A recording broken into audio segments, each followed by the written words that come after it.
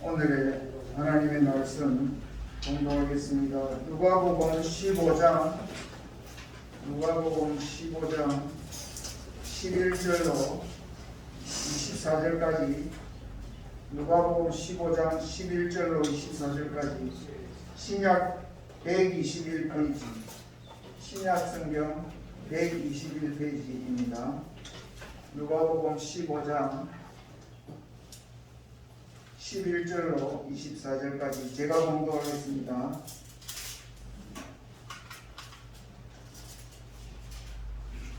또 이르시되 어떤 사람에게 두 아들이 있는데 그 둘째가 아버지에게 말하되 아버지여 재산 중에서 내게 돌아올 분깃을 내게 주소서 하는지라. 아버지가 그 살림을 각각 나누어 주었더니 그 후 며칠이 안 되어 둘째 아들이 재물을 다 모아가지고 먼 나라에 가 거기서 허랑방탕하여 그 재산을 낭비하더니 다 없앤 후 그 나라에 크게 흉년이 들어 그가 비로소 궁핍한지라. 가서 그 나라 백성 중 한 사람에게 붙여 사니 그가 그를 들로 보내어 돼지를 치게 하였는데 그가 돼지 먹는 쥐엄 열매로 배를 채우고자 하되 주는 자가 없는지라. 이에 스스로 돌이켜 이르되 내 아버지에게는 양식이 풍족한 품꾼이 얼마나 많은가. 나는 여기서 줄여 죽는구나. 내가 일어나 아버지께 가서 이르되 아버지, 내가 하늘과 아버지께 죄를 지어사오니 지금부터는 아버지의 아들이라 일컬음을 감당하지 못하겠나이다. 나를 품꾼의 하나로 보소서 하리라 하고 이에 일어나서 아버지께로 돌아가니라. 아직도 거리가 먼데 아버지가 그를 보고 측은히 여겨 달려가 목을 안고 입을 맞추니 아들이 이르되 아버지, 내가 하늘과 아버지께 죄를 지어사오니 지금부터는 아버지의 아들이라 일컬음을 감당하지 못하겠나이다 하나. 아버지는 종들에게 이르되 제일 좋은 옷을 내어다가 입히고 손에 가락지를 끼우고 발에 신을 신기라. 그리고 살찐 송아지를 끌어다가 잡으라. 우리가 먹고 즐기자. 이 내 아들은 죽었다가 다시 살아났으며 내가 잃었다가 다시 얻었노라 하니 그들이 즐거워하더라. 아멘. 4절까지 공부했습니다. 이제 우리 김용희 목사님께서 오늘 설교를 해주시겠습니다. 우리 김용희 목사님은 우리 같은 노래, 같은 시찰에 이렇게 속해 있는 귀한 목사님이십니다. 오늘 이렇게 와주셔서 감사하고 또 귀한 말씀, 특별히 어버이 주일에 합한 말씀을 이렇게 해주실 것 있습니다. 많은 은혜 받으시기 바랍니다.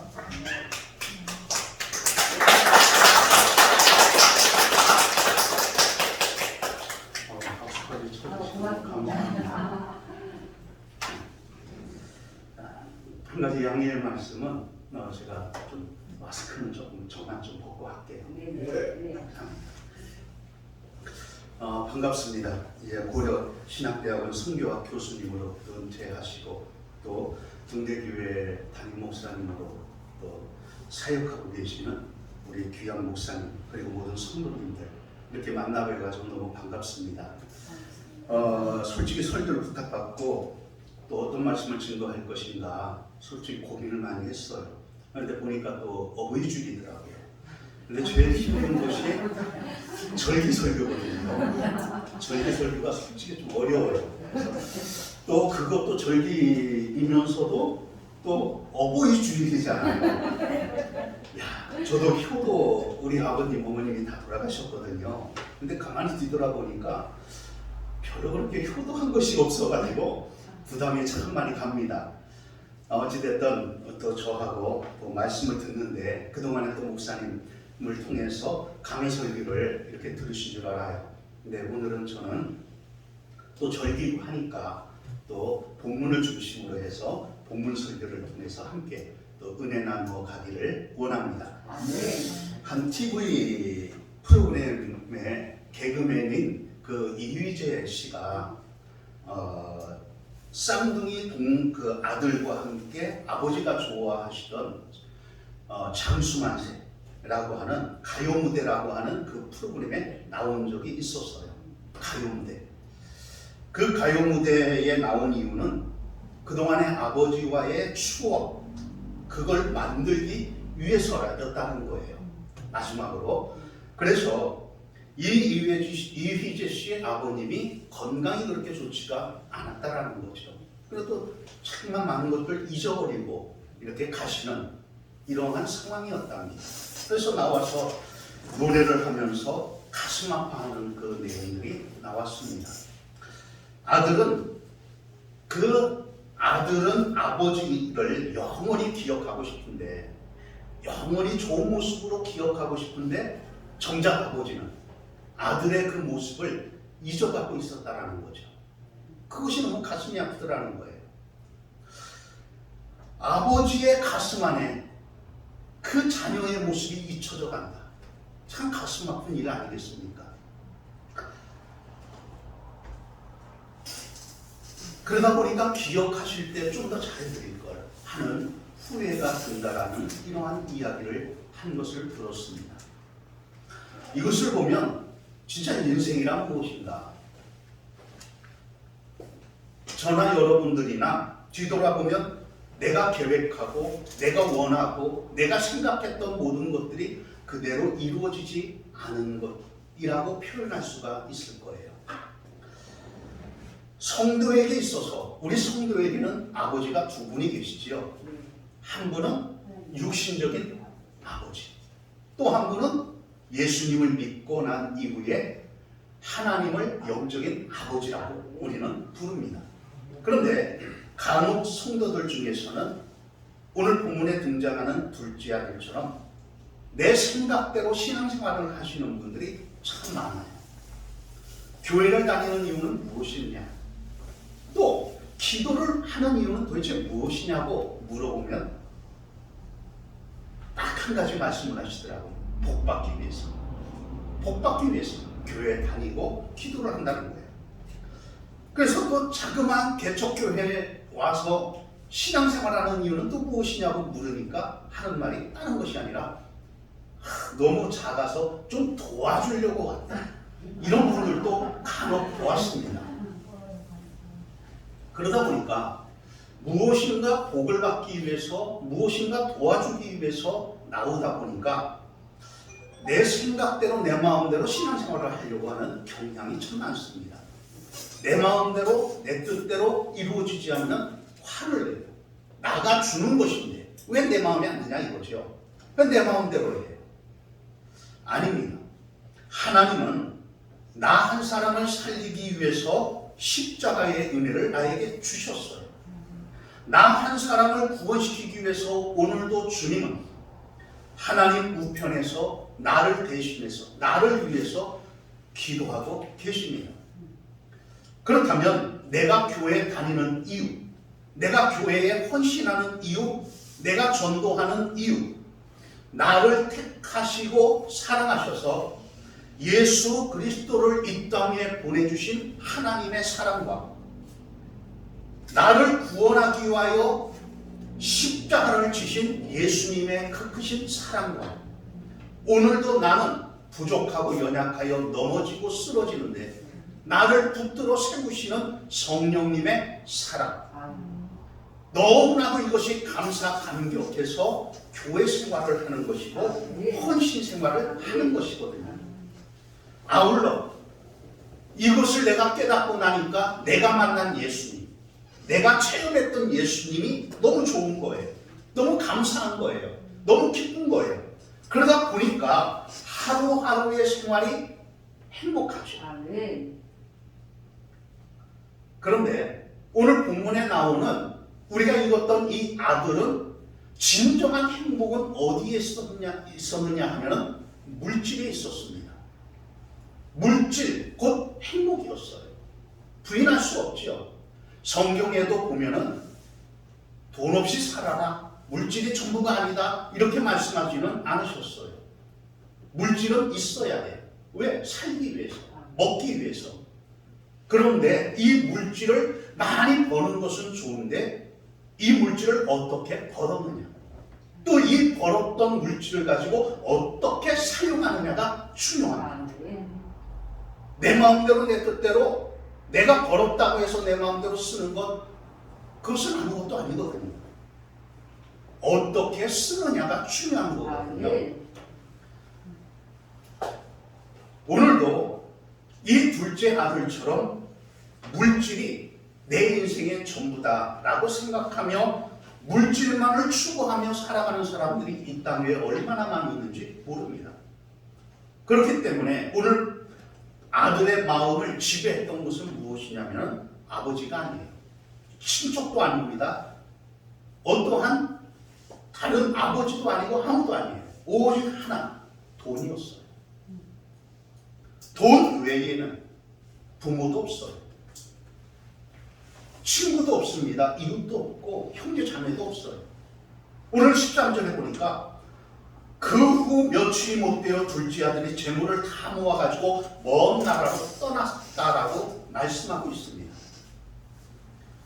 먼 나라, 로마서 1장 28절에 보니까 마음에 하나님을 두기 싫어하는 곳, 그곳이 먼 나라라고 말씀을 하고 계십니다. 그곳은 술 취함이 있고 방탕함이 있는 곳이었죠. 그곳이 바로 먼 나라예요. 그곳은 쾌락이 있고 나름대로의 그 어떠한 화려함이 있고 즐거움이 있는 곳이라고 생각을 합니다. 돈만 있으면 내 마음대로 내 뜻대로 무엇이든지 다 할 수 있는 그곳, 내 인생의 꿈을 펼칠 수 있는 곳이라고 착각을 하도록 만드는 그곳, 그곳이 바로 먼 나라라는 것이죠. 그래서 결국에 그곳에서 방탕하게 되도록 만들고 폐인이 되도록 만들어 버립니다. 허랑방탕하였다. 그 어떠한 수입이 없이 늘 지출만이 일어나는 곳을 허랑방탕하다라는 표현을 합니다. 술로 인하여 방탕하게 됐어요. 자신의 재산을 다 허비합니다. 이 돈을 모으기 위해서 정작 아들이 한 일은 아무것도 없어요. 돈을 벌어보았어요? 아니거든요. 아버지가 벌어놓은 것뿐이에요. 아버지는 이 돈을 벌기 위해서 먹지도 않고 쓰지도 않고 그 눈물 뿌려가면서 벌었던 돈이었습니다. 그런데 아들은 너무나도 쉽게 아버지의 수고와 그 땀과 눈물을 허비하고 말았다는 거예요. 그런 가운데 이제 궁핍이 찾아옵니다. 결국에 궁핍이 찾아오다 보니까 돼지치는 인생으로 전락이 돼버려요. 아들은 영원히 행복할 줄 알았거든요. 왜? 나에게 돈이 있으니까. 그런데 정작 점점 가지고 있는 돈이 수입은 없고 지출만 있다 보니까는 다 나가고 막 다 떨어지고 난 거예요. 하루아침에 거지가 되고 말았어요. 참 이것이 인생 아니겠습니까? 설상가상으로 자신이 살고 있던 나라, 이 나라에 흉년이 들고 말았습니다. 결국에 그를 써주는 곳이 없어요. 먹을 것 주는 사람도 없습니다. 그러다 보니까는 돼지값 먹는 음식, 그거라도 좀 먹기를 원했는데 그것조차도 먹지를 못했습니다. 그동안에 친구들과 함께 지내다 보니까 친구들이 늘 하는 말이 있어요. 의리하는 거예요. 우리는 영원한 의리야. 함께 죽고 함께 사는 거야. 이 외쳤던 친구들도, 영원히 함께 될 줄 아는 친구들도 내가 돈이 떨어지고 나니까 다 떠납니다. 나에게 돈이 있을 때는 친척들이 항상 찾아와요. 누가 찾아옵니다. 떨어지고 나니까 전화 한 통화하면 두려워합니다. 싫어해요. 오는 것 귀찮아합니다. 그것이 인생이거든요. 믿었던 돈도 친구도 다 사라지고 나니까 돼지보다도 못한 신세가 되고 말았음을 깨닫습니다. 바로 그때 한 줄기 빛이 소망이 보였어요. 아들이 집에서 가지고 나온 돈도 떨어지고 객지에서 만났지만 믿고 의리를 외쳤던 친구들도 다 떠나가 버려자 오늘 17절에 보니까 이에 스스로 돌이켜 가로되라고 말씀하고 있습니다. 다시 말하면 정신을 차리고 라고 하는 단어. 정신을 차리고 나니까 지금까지 방탕하게 하루하루 계획 없이 돈을 물쓰듯 하면서 살아가다가 다 떨어지고 나니까 이제서야 제정신이 돌아왔다 이 말입니다. 정신을 차리고 보니까 가지고 있는 것이 아무것도 없어요. 정신을 차리고 나서 보니까 가슴에는 한만 남은 겁니다.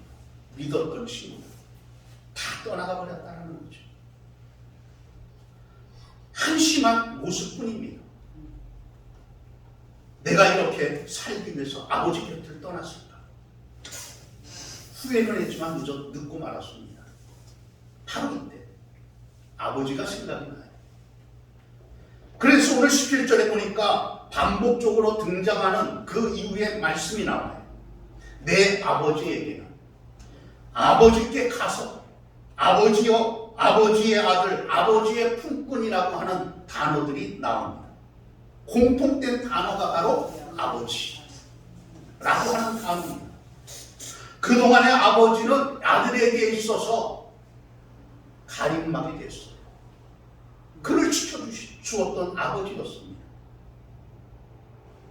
이것이 이제야 깨달아지고 나니까 여러 마음들이 생각이 막 교차가 됩니다. 이제 돌아가면 아버지는 나에게 어떤 마음을 갖고 있을지, 내게 실망하셔서 속썩이도 잘 되었다. 혹시 나는 잊어버린 것은 아닐까? 아니면 내가 아무리 몹쓸 짓을 했다 할지라도 용서해 주실까? 여러 가지 생각이 교차가 되기 시작을 합니다. 그럼에도 결국에 아버지에게도 돌아가야겠구나 이 생각을 갖습니다. 그렇다면 무엇이 그러하여금 아버지에게로 돌아가도록 만들었을까? 친구의 조언도 아닙니다. 자신의 양심의 소리도 아니었어요. 바로 결단이었습니다. 무엇이었다고요? 결단이었다라는 결단. 사실 이 아들이 아버지 곁을 떠날 때는 목표가 없었습니다. 인생의 목표가 없었어요. 오로지 아버지 곁을 떠나기만 하면 무엇인가 될 것과 같은 생각만 가지고 있을 따름이었습니다. 막연한 생각만 가지고 있었어요. 아이고 앞으로 잘 되겠지 뭐. 아이고 잘 될 거야. 아니 일단 벌려놓으면 돼. 사업도 무엇이든지 벌려놓으면 돼. 아니 알아서 되겠지. 시간이 지나면 다 될 거야. 막연한 생각이었단 말입니다. 그런데 그것은 착각이었지. 그러다 보니까 아버지 곁을 떠나고 나서 보니까 그 이후의 모든 삶은 목표가 없는 막연한 삶이었을 뿐입니다. 그런데 지금은 아버지께로 돌아가야 된다라고 하는 목표가 생겼습니다. 세상이라고 하는 것이 그리 만만치가 않다라는 것을 느꼈죠. 그러다 보니까 그것을 느끼기까지 수많은 물질도 허비를 하였고 시간도 허비를 하였습니다. 그동안의 굶주린 배를 움켜쥐고 돼지 움막에서 생활하던 그 아픔도 있었습니다. 그러나 뒤를 돌아보니까 고난이 그에게는 유익이 되었단 말이에요. 아버지라고 하는 존재가 어떤 존재인지 깨달았단 말입니다. 오늘도 역시 결단을 하면서 살아가지 못하시는 분이 얼마나 많이 있는지 몰라요. 막연히 기도해야 되는데, 막연히 교회 가야 되는데, 잘 믿어야 되는데 생각은 하지만 결단을 못해가지고 신앙생활을 바로 하지 못하는 분들도 얼마나 많이 있는지 모릅니다. 그냥 하루하루 해야 되는데 생각만 가지고서 있지 실질적으로 하지를 못하니 하루하루가 후회되는 이러한 생활을 하는 분들이 얼마나 많이 있는지 몰라요. 여러분 기억하십시오. 둘째 아들은 후회한 것으로 끝난 것이 아니라 그래도 결단을 했습니다. 그 결단과 함께 남은 인생이 바뀌어졌다는 것을 우리는 꼭 기억해야 될 줄로 믿습니다. 바뀌어졌다. 결단을 함으로써 바뀌어지는 인생이 됩니다. 이런 가운데 네 번째로 아버지의 마음이 있어요. 사실 아버지는 아들이 집을 떠난 그 이후로부터 기다리고 계셨습니다.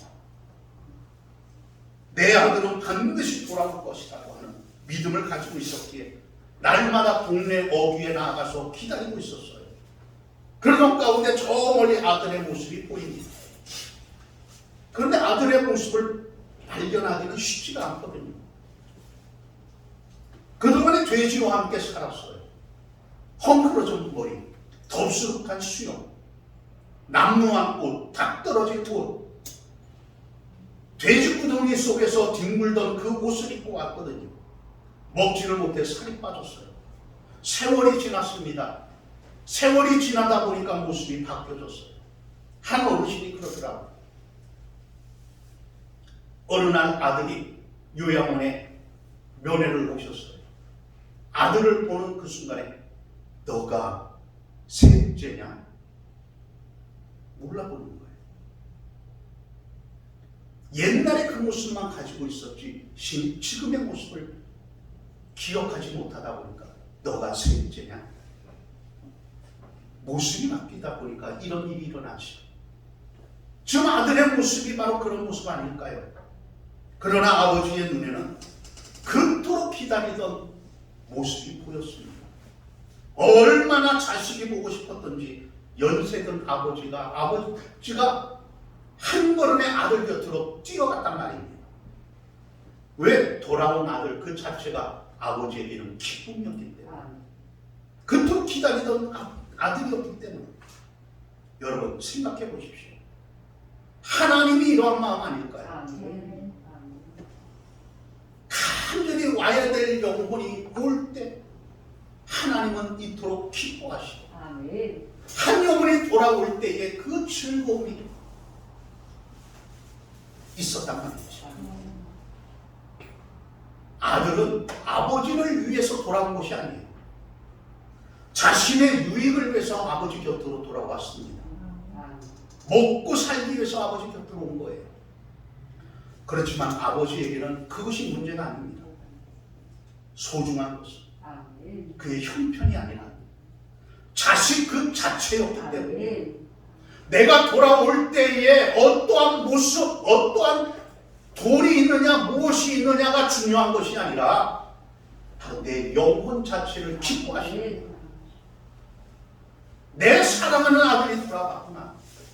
너의 가장 귀한 그 영혼이 돌아왔구나. 그것이 아버지의 마음이었단 말이에요. 하나님의 눈에 역시 사랑하는 사람으로 보인다는 거예요. 그래서 나를 지옥 자녀에서 천국 자녀로 바꾸시기 위해서 단 하나밖에 없는 독생자 아들 예수님을 아낌없이 십자가에서 죽이심으로 나를 구원하여 주셨습니다. 아버지는 돌아오는 아들을 향하여 오늘 20절에 보니까 측은히 여기셨어요. 아들의 아픔을 함께 느껴주신 아버지, 아들의 실패를 나의 실패로 받아주시던 아버지, 아들의 연약함을 아파하시던 아버지, 그 아버지의 용서, 그 아버지의 쓰다듬어 주심, 그 사랑, 그것이 바로 측은이라고 하는 단어 속에 함축되어 있는 단어입니다. 아버지는 이놈아 이 꼴이 뭐냐라고 묻지 않으셨어요. 어디 가서 무엇하다가 잘 되었다 이놈아 말씀하지 않았습니다. 아버지를 떠난 삶은 묻지도 않아도 다 알고 있기 때문이죠. 얼마나 힘들었느냐 고생했느냐 물을 필요가 없습니다. 자식이 용서를 빌어서 용서한 것이 아니에요. 아버지는 이미 용서를 해놓고 아멘. 기다리고 계셨습니다. 아멘. 하나님은 우리의 모든 것을 다 용서하시고 받아주시고 기억하시고 기다리시고 아멘. 다 안아주시는 아멘. 우리 아버지신 줄로 믿습니다. 아멘. 아버지는 돌아온 아들 때문에 잔치를 배설합니다. 세상 문제가 해결돼서 된 것도 아니죠. 돈을 많이 벌어와서 잔치를 한 것도 아닙니다. 경기가 좋아져서 아니죠. 비록 상처투성이었지만 아들 그 자체가 돌아왔기 때문입니다. 한 영혼이 주께로 돌아올 때 아멘. 하늘에서는 잔치가 배설됩니다. 아멘. 왜? 사랑하는 아들이 돌아왔기 때문에. 아멘. 그러므로 저와 여러분들이 하나님의 눈에는 가장 귀한 존재인 줄 믿습니다. 아멘. 하나님이 기뻐하는 자녀들, 세상에서 가장 존귀한 사람. 우리 옆 사람에게 함께 인사 한번 해볼까요? 당신은 세상에서 가장 존귀한 사람입니다.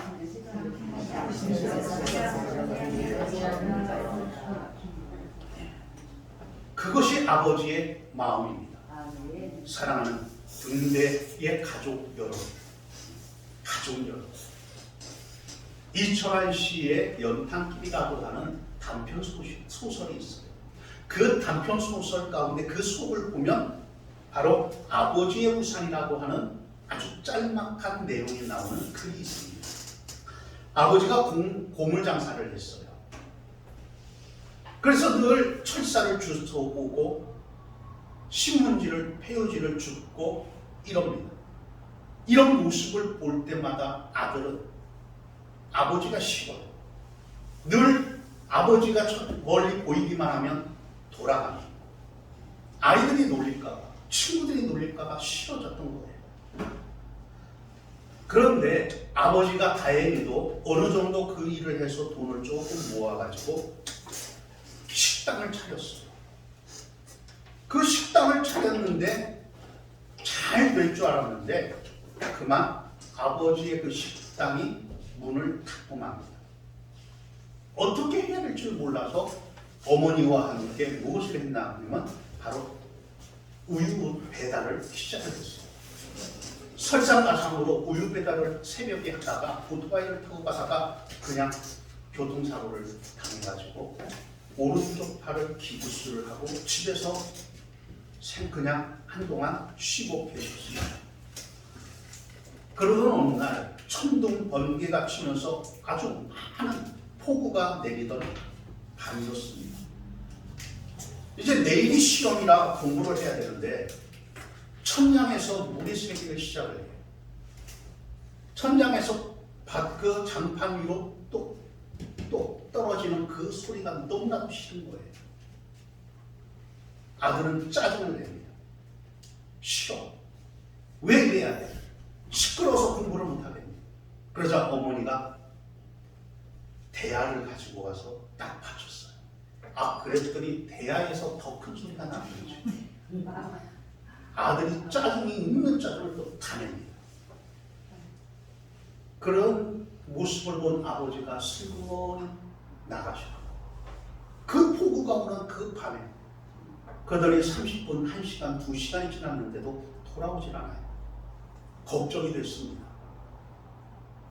기부스를 하고 폭우가 쏟아지는 이 밤에 또 무슨 사고 나는 건 아닐까.